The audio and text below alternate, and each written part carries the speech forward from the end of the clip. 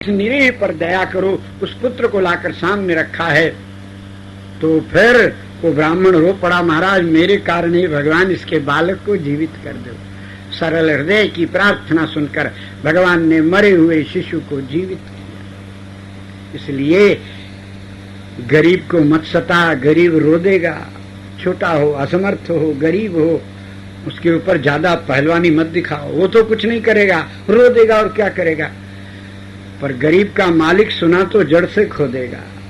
दीन को सताओ, दीन बंधु नाराज होएगा, फिर वंश विनाश हो जाएगा। इसलिए सहन करना सीखो, अकारण व्यर्थ में झगड़ा करना नहीं, व्यर्थ में शापाशापी करना नहीं। सरस्वती मुख में निवास करती है, व्यर्थ असत्य बोलने पर सरस्वती छोड़ देती है।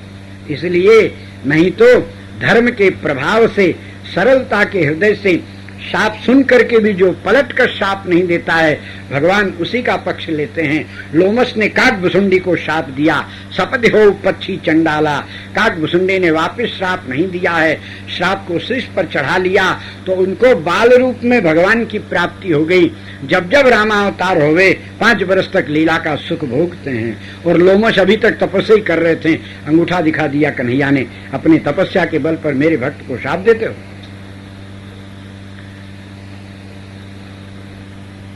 अभिमान में आवे तो साधुता नष्ट हो जाती है, नहीं तो संतों में अपार शक्ति है। केवल साधु का दर्शन करने जाओ सच्चे हृदय से, बिना किसी स्वार्थ के, तो एक एक पग में एक एक अश्वमेध यज्ञ का पुण्य होता है। द्वापर का युग था, एक ब्राह्मण था, वो मर गया, उसके बेटे का ब्याह भया और वो मर गया। पत्नी विधवा हो गई, बेटा बहू घर में, बेचारी बेटा बहू को देखकर शांति रही।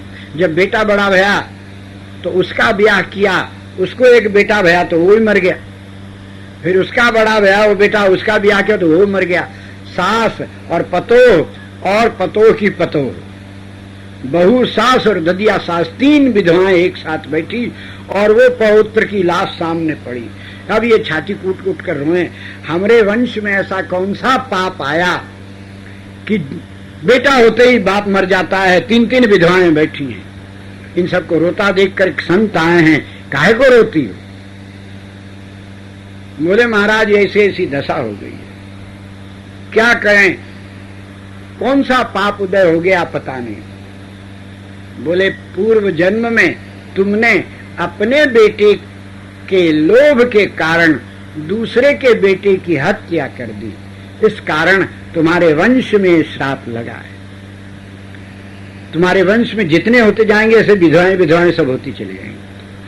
अरे महाराज ये पाप छूटने का कोई उपाय है? बोले भयंकर पाप अश्वमेध यज्ञ से छूटता है, पर अश्वमेध यज्ञ करने का अधिकार ब्राह्मण को नहीं है, क्षत्रिय वैश्य शूद्र को नहीं है, क्षत्रियों में भी सबको नहीं है। जो चक्रवर्ती सम्राट हो, सारे विराट के राजा जिसके अधीन हो, उसी को अश्वमेध यज्ञ करने का अधिकार है। इस समय युधिष्ठिर महाराज अश्वमेध यज्ञ कर रहे हैं, उनके पास तुम जाओ, वो अपने यज्ञ का पुण्य दे देंगे, तो तुम्हारा ये प्रपौत्र जिंदा हो जाएगा। वो तीनों ब्राह्मणियां गईं युधिष्ठिर महाराज के राजसूय यज्ञ में, दरवाजे पर बैठ गई, बच्चे की लाश रखकर रोने लगी। महाराज को समाचार मिला, आए, हाथ जोड़कर प्रणाम किया, माताजी क्या आज्ञा है? बोले पूरी कथा सुनाई, आप अश्वमेध यज्ञ का पुण्य दोगे तो ये जिंदा होगा, हम लोगों का ऐसा ऐसा पाप भया। बोले अच्छा, अश्वमेध यज्ञ 1 वर्ष में पूरा होता है, आप लोग यहीं रहो, जब यज्ञ पूरा हो जाएगा तो उसका पुण्य आपको दे देंगे। कहा कि 1 साल तक ये बच्चे की लाश तो सड़ जाएगी। बोले इसकी तेल की नाव में रख दो तो लाश सड़ेगी नहीं, 1 वर्ष के बाद यज्ञ हो जाएगा तो पुण्य दे दूंगा। इतने में एक अहीर आ गया पगड़ी बांधे, जो दूध लेकर के आया था, यज्ञ में बहुत साधु दूध बांटने के लिए लेकर के आया, तो वो देखा का बात है, का हल्ला होता है। तो लोगों ने कहा ऐसे ऐसे अश्वमेध यज्ञ का दे तो इनका बेटा जीवित होएगा, महाराज का यज्ञ पूरा होएगा तो दान करेंगे। अरे यज्ञ पूरा कब तक है, तब तक लड़का सड़ न जाई।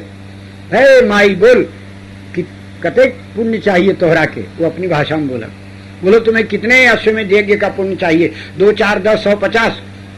बोले अरे नहीं भैया, हम लोग 3 विधवाएं हैं, एक अश्वमेध यज्ञ का पुण्य दो तो बच्चा जीवित हो जाए। बोले हमने 3 अश्वमेध यज्ञ का पुण्य तुमको दिया है पंडित, हाथ में पानी दो, मंत्र बोलो। पंडित जी से मंत्र कराया, उन विधवाओं के हाथ में दिया तो मरा हुआ तो जिंदा हो गया, जो 2 मरे थे वो चले आए उधर से। अरे अरे ये क्या हो गया है पुण्य का प्रभाव। राजा युधिष्ठिर और ब्राह्मणों ने पूछा, हे अहिर की औलाद, तुम्हारा बापो अश्वमेध यज्ञ किया रहा, इतना पुण्य तुम्हारे पास किधर से आ गया?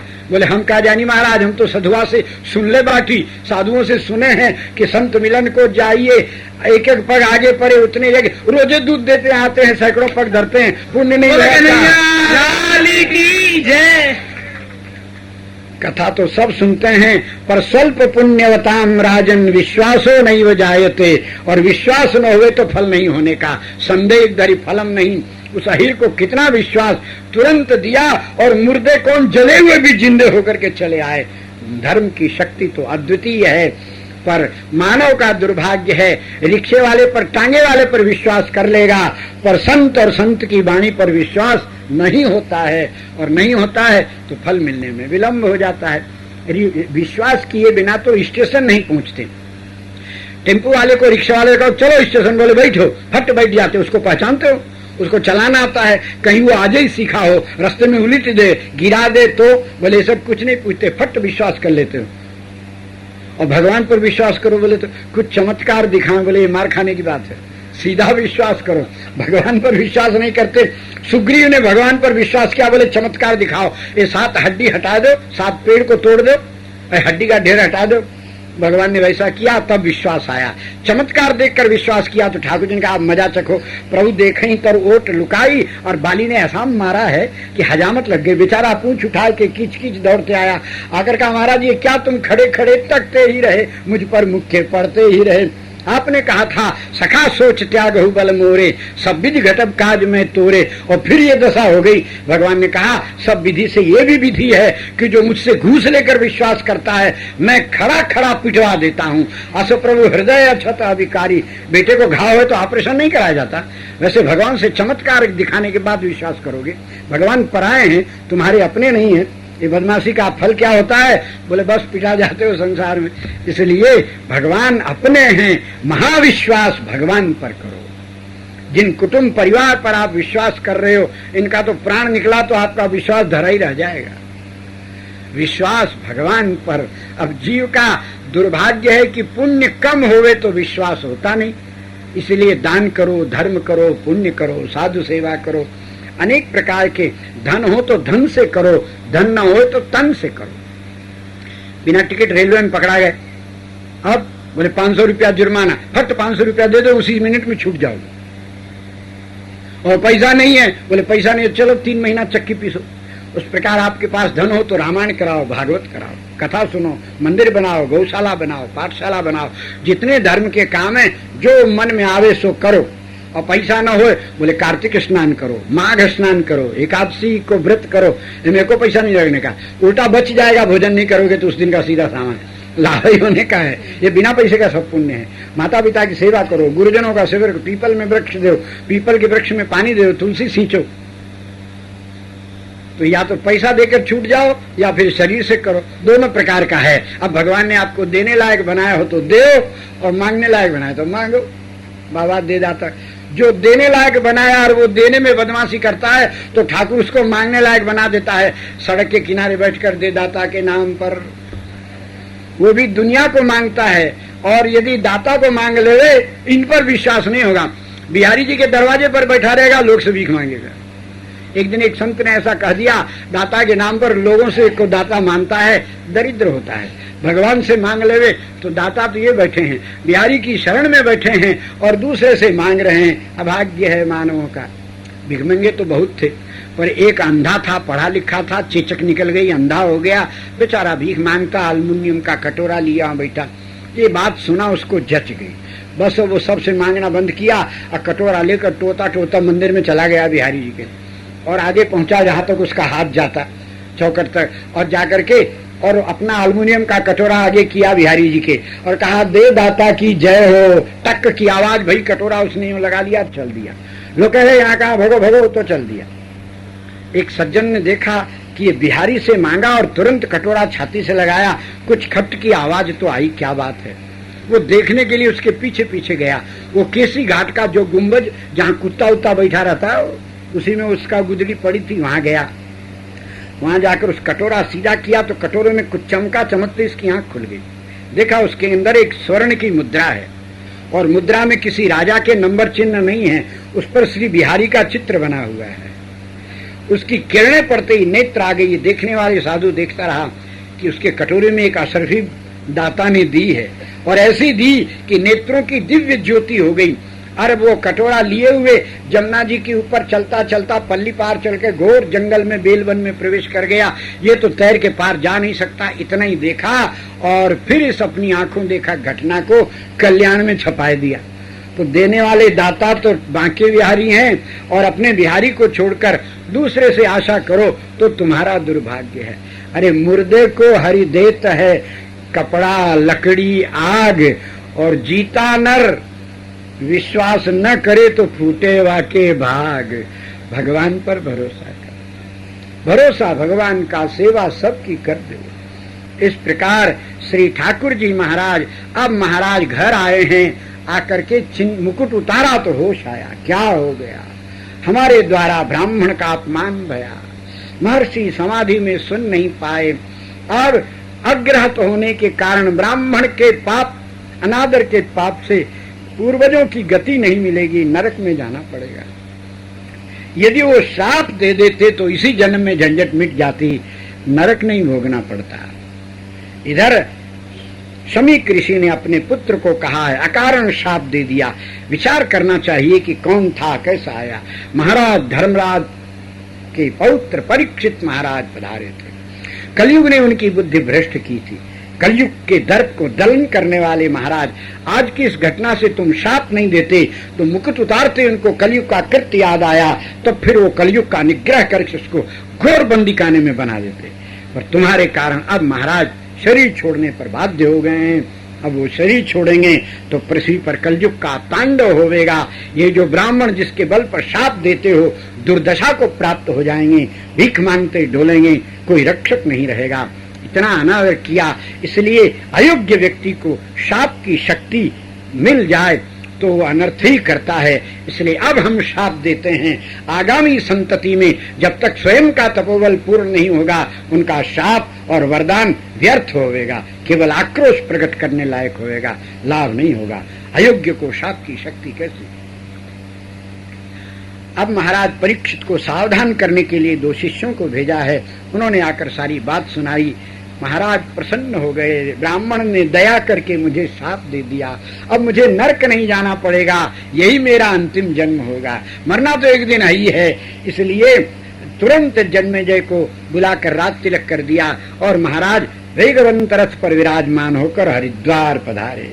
गंगा तट पर आकर के उन्होंने प्रायोपवेशन किया है। उसी समय समाधि में महात्मा लोग थे, उन लोगों को समाधि में ज्ञान हुआ, महान सत्संग होने वाला है, श्री शुक प्रवचन होने वाला है, इसलिए दौड़ो सब ऋषि मुनि अमलात्मा आए हैं।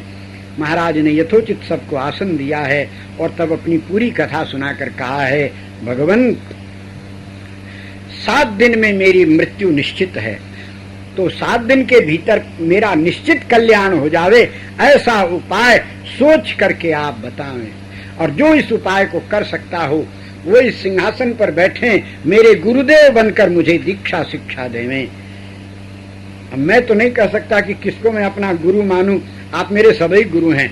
आप में से जो मेरे कल्याण करने में समर्थ हो कि 7 दिन में निश्चित तुम्हारा मोक्ष कर देंगे, वही शासन पर विराजो। और सब एक दूसरे का मुंह देखने लगे। एक ने कहा, कर्म निश्चित है, कर्म में संसार है, जो जस करे सो तस फल चाखा। कर्म करना चाहिए तो वैदिक कर्मों के द्वारा यज्ञ याग करा करके महाराज का। दूसरे ने कहा, 7 ही दिन की आयु है, यज्ञ में सबसे पहले मुहूर्त खोजना होगा, और मुहूर्त जब का आवेगा तब तक महाराज के 7 दिन बीत जाएंगे, मर जाएंगे। तो हो ये तो है। दूसरे ने कहा और कर्म में मंत्र की शुद्धि, भाव की शुद्धि, वस्तु की शुद्धि, दुनिया भर की शुद्धि होवे तो जजमान शुद्ध हो, और जो वर्ण किए हुए ब्राह्मणों में कोई अशुद्ध हो तो कोई मोहर थोड़ी लगी रहती है कि किसका आचरण कैसा है, कौन शुद्ध है कौन अशुद्ध है। ऊपर से तो सब बंधन करके ही चलते हैं। इसलिए कर्म ठीक तो है पर सुनिश्चित नहीं है। दूसरे ने कहा ज्ञान से बढ़कर मोक्ष प्रदाता कोई नहीं है, ज्ञान मोक्ष प्रद वेद बखाना। तीसरे ने कहा वेद न बखाना है, वाक्य ज्ञान नहीं आत्मज्ञान। ज्ञान को पंथ कृपाण की धारा मल विक्षेप के रहते हुए खाली अहम ब्रह्मास्मि कहने से भूत नहीं छोड़ेगा, भूख नहीं छोड़ेगी, झाड़ा फिरना बंद नहीं होएगा, संसार कैसे छूटेगा। हो भक्ति करो, भक्ति से भगवान प्रसन्न हो जाते हैं। चौथे एक वैष्णव ने कहा भक्ति में बहुत दिन लगते हैं, एक दिन करने से काम नहीं चलती। भक्ति में 3 दोष प्रधान है। 3 दोष है भक्ति में। अरे भक्ति मार्ग तो अति सरल है, बोले सरल तो है पर साथ साथ कहत सरल, करनी सरल पर होना मुश्किल है। कहो भक्ति पथ कौन प्रयासा, जोग न जप तप मख उपवासा, राम ही सुमिरिय गाइए राम ही। बोले चौपाई तो गाते बनती है पर हर समय राम को सुमिरिय नहीं बनता है। एक दिन भक्ति करे तो काम नहीं चले। भक्ति इतनी करनी चाहिए कि तेल धारा के समान अंतिम समय में भगवान याद आवे। और दूसरा बात, भक्ति सब कर नहीं सकता, सरल तो है पर सब कर नहीं सकता, सब कर नहीं कर सकता। अर्जुन को भगवान ने गीता में बताया कि भक्ति सबसे सरल है। अर्जुन ने कहा महाराज भक्ति में 3 दोष हैं। क्या? बोले एक तो सब कर नहीं सकते, बोले सब कर सकते हैं। नहीं कर सकते, बोले कर सकते हैं। सबको अधिकार है, ब्राह्मण क्षत्रिय वैश्य शूद्र पशु पक्षी चींटी गधा हाथी घोड़ा कोई भी हो। अरे कालिया नाग गजेंद्र हाथी जयंत कौआ सब भगवान की भक्ति किए, सबका मोक्ष हो गया। कैसे नहीं कर सकते? बोले नहीं कर सकते। जोर से काहे को बोलते हो? धीरे बोलिए। हम कह रहे हैं भक्ति सब नहीं कर सकते, भगवान ने कहा और हम कह रहे हैं कि भक्ति सब कर सकते हैं। आपके कहने से क्या होता है? बोले अरे हम भगवान हैं। बोले और हम भगवान के भक्त हैं, इसलिए आपसे हमारी बात में ज्यादा दम रहता है। भक्ति सब कर सकते हैं, नहीं कर सकते। कैसे नहीं कर सकते? बोले कैसे की जाती है भक्ति बताओ। बोले बुद्धू हो क्या? अरे बताए तो हैं श्रवणम कीर्तनम विष्णु। बोले झाड़ू ऐसे क्यों लगा रहे, एक एक बोलो। बोले श्रवणम कथा सब सुन सकते हैं। बोले सब सुनते हैं तो सारे गिरिराज के लोग क्यों नहीं आए? हो अकान का बहिरा हुआ तो कैसे सुनेगा? हो तो नहीं सुन सकता। हमने सबके कल्याण का उपाय पूछा। यच्छ्रेयस्याम निश्चितम ब्रूहितन में आप बहिरों को छांट कर उपाय बताते हैं। बहिरा आदमी नहीं है, और जो कथा में नहीं आ सकता वो बेचारा आदमी नहीं है। कल्याण तो सबका होना चाहिए। अच्छा मान लिए भाई भक्ति सब नहीं कर सकते। दूसरी भक्ति, बोले कीर्तन, गूंगा हो तो कैसे करेगा? अरे मान गए बाबा। बोले अब बोलो दूसरा। बोले दूसरा दोष है भक्ति बहुत काल तक करनी होती है। बोले हाँ एक दिन में काम थोड़ी चलेगा। कथा सुनना हो तो रोज सुनो, कीर्तन करना हो रोज करो, नाम जप करो रोज करो, और इतना करो कि भगवान कभी भूले नहीं। और तीसरा, बोले तीसरा सबसे भयंकर दोष यह है आपकी भक्ति में कि अंत में आप स्मरण आवे तभी भक्ति काम करती है, और नहीं तो जीवन भर महाराज शालिग्राम की पूजा और तुलसी दल करत रह गए। मरते समय हिरण का स्मरण आया। मुक्तिनाथ क्षेत्र में नारायणी नदी के किनारे मरे और कालंजर में हिरण बन के पैदा हो। वो भक्ति धरी रह गई ना। अंत काले च मामेव स्मरण मुक्त्वा कलेवरम आपने कहा है, और ये भी कहा है जिस जिसका स्मरण करेगा तम तमेव इति कौन्तेय। बोले हाँ ये तो है। बोले तो फिर मरते समय आपका स्मरण आवे खिलवाड़ है। एक जन्म में इतना अभ्यास कर लेगा और अगला जन्म मनुष्य का ही होगा, ये कोई जरूरी है? ये भयंकर बात है आपकी भक्ति। और ये तो फिर इससे सरल। बोले तो फिर ऐसा उपाय बताओ जो सब कर सकता हो। भगवान ने कहा एक उपाय तो है पर बताऊंगा नहीं। क्यों नहीं बताओगे? बोले तुम अधिकारी नहीं हो। बोले आपकी गरज हो तो अधिकारी बनाए लो, हमारी क्या गरज है? बोले कोई गरज नहीं। बोले कोई गरज नहीं। बोले तो रथ को लौटाओ। अरे युद्ध का मैदान है, रथ लौटाओगे तो लोग तुमको थूकेंगे। बोले हम पहुंच लेंगे, आप तो लौटाओ रथ। अरे लोग धिक्कार दे देंगे, बोले हम सुन लेंगे, आप तो रथ को लौटा। अरे तुम क्षत्रिय हो, बोले हम कुछ भी हो, आप तो रथ को लौटा। जानता हूं आप रथ लौटा नहीं सकते, आपकी कमजोर नस मेरे पास है महाराज। आप अपने को 420 समझते हैं, मैं आपका चेला हूं 840। अरे तो हमारी नस कौन सी है? बोले आपकी बहन द्रौपदी के केस खुले हैं। राजसू यज्ञ में आपने खड़े होकर जिन केसों को बंधवाया था, 12 बरस तक वो केस साम्राज्य के खोले नहीं जा सकते, और विश्व की साम्राज्य के पद पर अभिषिक्त करना है, सारे विराट का भार उसके सिर पर है। इसका प्रतीक बनाने के लिए उनके केसों में मोती इस प्रकार पिरोए जाते हैं कि विश्व का नक्शा दोनों भागों में आधा इधर बन जाता है, और फिर वो जूड़ा बंधाया जाता है। वो महासाम्राज्य का जूड़ा 12 बरस तक नहीं खुलता। द्रौपदी ने कहा सैरेंद्रियों से, अरे विश्व नाम लिख दो खाली, ज्यादा श्रृंगार करना ठीक नहीं, अभी दुर्योधनादि जीवित हैं, आगे जाने क्या होवे। उसी समय आपने कहा था, कृष्ण तुम्हें अपने कृष्ण पर विश्वास नहीं, मेरी बहन का श्रृंगार मेरे सामने करो। आपने बैठकर श्रृंगार कराया, जूड़ा बंधवाया, और आपके बंधाए जूड़े को दुशासन ने जब पकड़कर खींचा तो खुल गया। खुलते ही द्रौपदी उठकर खड़ी हो गई, केसों को झटक दिया, सभा में मोती बिखर गए, क्रोध में लाल हो गई। श्री कृष्ण ने जिस जूड़े को बंधवाया उस पर हाथ लगाने वाले दुरात्मा, तेरी छाती के लहू से मेरा जूड़ा बंधेगा। और नराधमो, तुम विश्व के मनुष्य कहलाते हो, और मानवों को जन्म देने वाली मानवी, नर की जननी नारी का अनादर सहते हुए हंस रहे हो। मैं तुम सबको शाप देती हूँ, आज से भारत वंश का और भारतवासियों का धर्म दिन दिन नष्ट होता चला जाएगा। नष्टस्तु धर्मम खलु भारतानाम, एक दिन ऐसा आवेगा मलेच्छों की दास्ता करोगे और गौरव अनुभव करोगे, कुत्तों के समान सबका जूठा खाओगे, पैसा देकर जूठा खाओगे, इतना पतन भारतवासियों का होवेगा। और अब रहा दुशासन, तुझे मैं शाप देती हूँ। तब तक गांधारी देवी पधारी। कृष्णे बेटी शांत हो जा, क्षमा कर दे इस मूर्ख को, मेरा मुंह देख, मैं तेरी माँ हूँ सास। द्रौपदी को होश आया है, उसने तुरंत पल्लू ऊपर किया और मस्तक रखकर प्रणाम करके रोती हुई कही, बड़ों के सामने आते ही प्रणाम करना दुख में मैं भूल गई। पितामह और धृतराष्ट्र महाराज, गांधारी माता, इन गुरुजनों को आपकी ये पतोहू प्रणाम करती है। रो पड़े विदुर जी, दुख में भी मर्यादा नहीं छोड़ती है, इसीलिए श्री कृष्ण इसके साथ देते। तो ऐसी महासती द्रौपदी हैं, दिव्य हैं, तो आपके बंधाए केसों को खोल दिया है, और जब तक मैं युद्ध नहीं करता दुशासन मरता नहीं, आपकी बहन के केस बंधते नहीं। इसलिए गरज हो केस बंधवाने की तो मेरे प्रश्नों का उत्तर दे करके जैसा मैं कहूं वैसा करो, और नहीं तो रथ को लौटा। गरज आपको है केस बंधवाने की। भगवान ने कहा, हाँ ठीक है, मैं सब कर रहा हूँ द्रौपदी के लिए, तब तुम अनधिकारी हो, फिर भी तुम्हें उपदेश दूंगा, बोलो क्या चाहिए। तो अर्जुन ने कहा, अब इन महात्मा से मिलो। अरे बाबा, दूसरे अध्याय के 7वें श्लोक में हमने प्रश्न किया था, यच्छ्रेयस्यान् निश्चितम् ब्रूहि, जिसमें निश्चित कल्याण उपाय बताओ। आपने कर्म बताया, ज्ञान बताया, भक्ति बताई। वो है तो सब अच्छे, पर एक भी निश्चित नहीं है।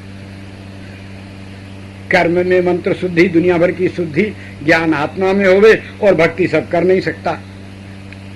अब ऐसा उपाय बताओ जो निश्चित कल्याण करता हो।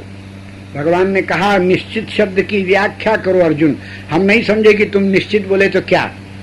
बोले, ले महाराज, ये जगत गुरु जी से मिलो। निश्चित समझे ही नहीं और भाषण देने लग गए, पटर पटर पटर पटर। अर्जुन बोलता है, वो उनका दोस्त है, आप नहीं बोलना, वो तो खेलत पटकम पटकी करने वाले है ही हैं, बिहार शय्यासन भोजने फटे। तो अर्जुन बोला, महाराज निश्चित उसे कहते हैं कि ऐसा उपाय बताओ जिसको सब कोई कर सकता हो, ब्रह्मा से लेकर चींटी पर्यंत, किसी जाति का नियम नहीं, किसी आश्रम का नियम नहीं, और किसी अधिकारी का नियम नहीं, सब कर सकते हो। अंधा, लूला, लंगड़ा, बहिरा, गूंगा, कोढ़ी, कलंदर, जागता हुआ, सोता हुआ, मूर्छित व्यक्ति भी यदि उस उपाय को कर लेवे तो कल्याण हो जावे। बोले ठीक। और बोले और निश्चित तब कि वो उपाय एक ही दिन करना पड़े, रोज रोज करने की झंझट न रहे। बोले हाँ। और बोले और निश्चित तब होगा कि उसको उसमें कोई दिन का नियम नहीं हो कि एकादशी करो, पूर्णिमा करो, सब दिन सब देश सब काल में सब कोई कर सकता हो। अच्छा, स्नान का नियम नहीं कि नहाए के करे कि बिना नहाए के करे, जो जिस अवस्था में हो वैसे ही कर ले, ऐसा उपाय। और निश्चित तब कि उसको में उस उपाय को करने में किसी चीज की जरूरत न पड़े।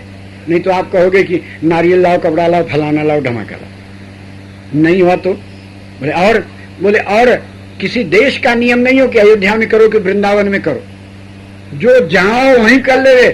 और बोले और निश्चित तब होएगा कि एक बार करने से वो हो ही जावे, तारीख वारीख नहीं पढ़ना है, उसी दिन हो जाना है। बोले अच्छा।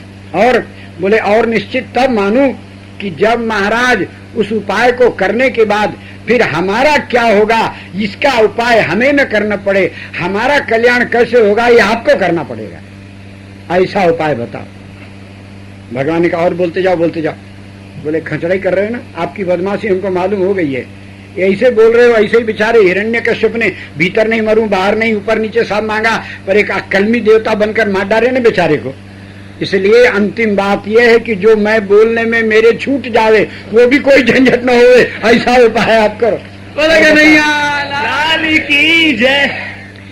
भगवान ने कहा देखा राम ते अधिक राम कर, भगवान से अधिक चतुर भगवान के भक्त होते हैं। ऐसा फंसाया कन्हैया को कि अब भगवान बोले भैया उपाय तो है पर तुम अधिकारी नहीं हो। बोले गरज हो तो अधिकारी बनाओ, अधिकारी नहीं हो तो क्या होगा। बोले बताने पर भी नहीं करेगा। बोले मैं तो करूंगा, करिष्ये वचनं तव। तो हमारे में मन लगाओ, मन मना भव। मन काहे को लगा, इस श्लोक को 2 बार बोले हैं भगवान गीता जी में। एक बार तो ऐसे बोल गए और एक बार अर्जुन जी दिया है अधिकारी बनाओ, तो फिर कहते हैं मन मना भव, मेरे में मन लगाओ। मन काहे को लगा, बोले मन लगा करके नहीं सुनोगे तो औंघा जाओगे, कथा में बैठ करके कथा तो चली जाएगी और रह गए सोते हुए। इसलिए मन लगाकर सुनो, सावधानतया सुनो, अच्छा मन लगाकर। मत भक्तो, हमारे में भक्ति करो, क्योंकि भक्ति नहीं होगी तो बात में विश्वास नहीं होएगा। अच्छा आप में भक्ति है। मद याजी मेरा पूजन करो। पूजन काहे को, बोले पूजन करने से श्रद्धा बढ़ती है। अच्छा आपका पूजन कर दिया, मानसिक पूजन किया। बोले अब, बोले माम नमस्कुरु, हमको नमस्कार करो। नम्रता काहे को, बोले नम्रता नहीं हो तो उपदेश नहीं लगता है, इसलिए उपदेश जिससे सुनना हो उससे नीचे बैठना चाहिए।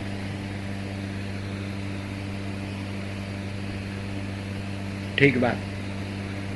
अर्जुन को भगवान ने वो अंतिम रहस्य बता दिया। अर्जुन बोला महाराज समझ में आ गया, आप मांगो गुरु दक्षिणा। बोले मेरी बहन का केस बंधवा दो, यही गुरु दक्षिणा। बोले तथास्तु। ऊपर हनुमान जी बैठे सुनते रहे, वो नीचे कूदे। महाराज मैंने भी गीता सुनी है, मुझे आज्ञा दो, क्या गुरु दक्षिणा दूं। भगवान का हनुमान तुम पिशाच हो जाओ। हनुमान जी चौंके, ये क्या महाराज। बोले खोपड़ी बैठ के गीता सुनी जाती है, जब तुम्हें ज्ञान सुनना रहा तो नीचे नहीं उतरते बनता था। अरे महाराज गलती हो गई। बोले आप पिशाच बनो दक्षिण भारत में चंद्रभागा नदी के किनारे, और गीता जो सुने हो ना उस गीता का एक एक श्लोक एक एक पत्ते पर लिख कर उसका भाष्य करो, जो अर्थ तुम समझ में आया। और जब विद्यार्थी लोग जाने तो एक एक पत्ता रोज गिराया करो। जब पूरी गीता का भाष्य बन जाएगा तो तुम ब्राह्मण के घर में जन्म लेोगे, पिशाच योनि छूट जाएगी। फिर मैंने अर्जुन को कर्मयोगी बनाया, ऐसे एक शिवाजी को तुम कर्मयोगी बना देना, तब तुम्हारा नाम समर्थ रामदास होगा। ये हनुमान जी के अवतार हैं। पिशाच भाष्य किया है महाराष्ट्र में, हनुमान जी की हुई पिशाच भाष्य गीता जी पर मिलती है। फिर वो समर्थ गुरु रामदास भय और शिवाजी को कर्मयोगी बनाया है, तो मुक्त होकर हनुमान जी। इसलिए माम नमस्कुरु, गुरुजनों के सामने नम्र होकर बैठना चाहिए। नमस्कार अंजलि ऐसी मुद्रा है तुरंत देवता को प्रसन्न करती है। एक बार नमस्कार करो, सामने भगवान प्रकट हो जाए। ऐसा बोले हाँ ये लोग कर लिया। बोले ये तो झूठा है, ऐसा तो तुम सबको करते हो। बोले अमनिया करो, अब मतलब समझ के करो। मतलब क्या होता है, बोले रीते ज्ञानान्न मुक्ति, ज्ञान के बिना कैसे लाभ होगा। जेब में नोट हो और आपको उसका ज्ञान नहीं हो तो भूखे मर जाओगे। तो ज्ञान होना जरूरी। नमस्कार का अर्थ होता हाथ जोड़ना। हाथ माने क्रिया शक्ति। इसका अर्थ हुआ जिसको हम हाथ जोड़ रहे हैं, इसका अर्थ हुआ आज से जो कुछ करेंगे आपके लिए करेंगे। वो हाथ जोड़ने के साथ सिर झुकाया जाता है। मस्तिष्क शक्ति, जो सोचेंगे आपके लिए, हमारी क्रिया और हमारा मन मस्तिष्क आपकी ही सेवा में लगे रहेगा, ऐसा दृढ़ निश्चय करके प्रणाम करो तो ये प्रणाम भया। द्रवत सकृत सिर नाये एकोपि कृष्ण से कृतः प्रणाम। एक बार भी प्रणाम करो तो भगवान प्रसन्न हो। और दूसरी बात कि हाथ जोड़ने में बहुत लाभ है। क्या लाभ है? बोले हाथ जोड़कर झूठ नहीं बोल सकते, हाथ जोड़कर झगड़ा नहीं कर सकते, हाथ जोड़कर गाली गलौज नहीं कर सकते, हाथ जोड़कर चोरी नहीं कर सकते, हाथ जोड़कर बदमाशी नहीं कर सकते। हाथ जोड़ने में बहुत मुद्रा, ऐसी परम मुद्रा है कि अनेक दोषों से बच जाओ। इसलिए हमारे डोंगरे जी महाराज सदा हाथ ही जोड़े रहते थे। वो कथा में पधारे तो हाथ ही जोड़े आवे, कथा पूरी कहें तब तक हाथ ही जोड़े रहे। उनकी नम्रता जावे ही नहीं, ऐसे महापुरुष है। तो ये नम्रता, ये प्रणाम अंजलि परमा मुद्रा क्षिप्रम देव प्रसाद, मस्तक झुकाना होता है, मस्तिष्क शक्ति है। इसलिए और 10 उंगलियों को जोड़ना प्रणाम कहलाता है। ऐसे करो तो प्रणाम नहीं भया, ऐसे करो तो नहीं भया, ऐसे करो तो नहीं भया, यूं करो तो, ये 10 जुड़े तभी प्रणाम होता है। 10 का अर्थ है कि आप प्यार से परमात्मा की बात सुनो, अपनी पूरी ममता केवल श्याम सुंदर के लिए। आप में प्रेम तो है, ममता तो है, पर इसमें से नहरें निकल गई हैं और रीझत राम सने निसोते, जिसमें से